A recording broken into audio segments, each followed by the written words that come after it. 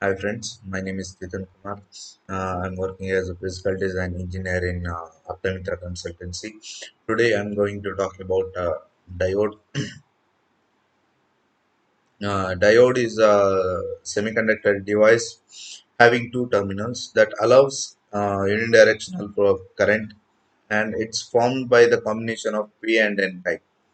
And it's also called as a PN junction diode.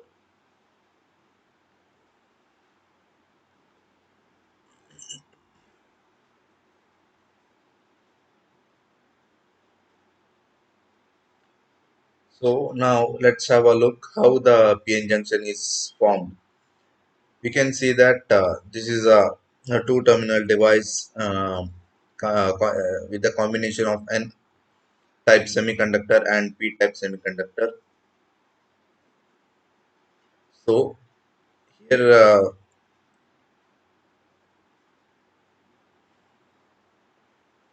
so in N-type, electrons are the majority carriers and holes are the minority carriers, and in P-type, holes are the majority carriers and electrons are the minority carriers.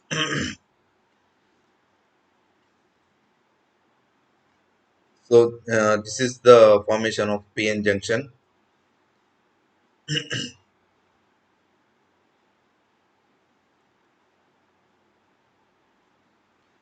So here we can see that this is the zero bias condition. It means that there is no potential or any power supply is applied to this junction. This is the region we call it as a PN junction or the depletion layer.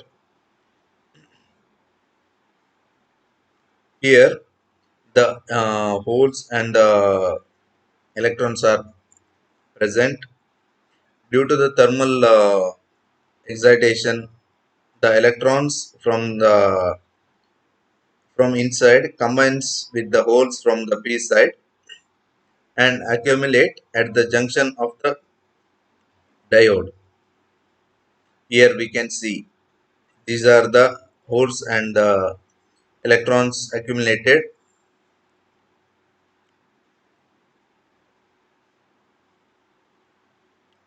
So this region acts as a potential barrier. This barrier potential does not allow any further movements of electrons or holes towards n side or the p side. So it's basically we can call it as a zero bias condition where no external potential is applied, but still drift across the junctions for a certain period of time. So now let's see uh, what is a forward bias condition. So here we can see that this is a forward bias junction. Here, P side is connected to the positive side of the battery and N side is connected to the negative side of the battery. So, when the voltage is applied, here we can see that this positive side attracts the electrons, and here in the negative side it attracts the holes. So, it will repel these positive charged holes, and here it repels the negative charged electrons. So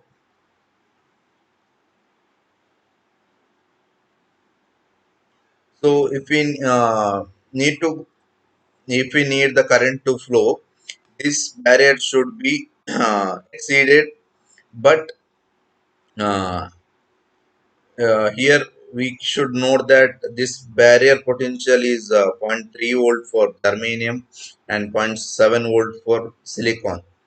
So the applied for potential when exceeds the barrier potential, the whatever the depletion layer is there, it disappears and the current will flow from the through the diode. Here we can see that the this voltage is greater than the barrier voltage, so the depletion region or the PN junction region is disappeared. This is the reverse bias condition. Here we can see that this N side is connected to the positive side of the battery, and P side is connected to the negative side of the battery.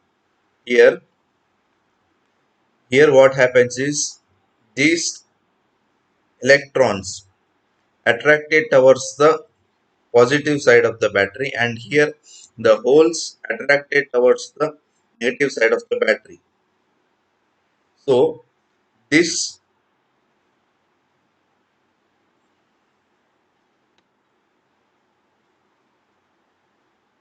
here we can see that the depletion region is wide, because it will uh,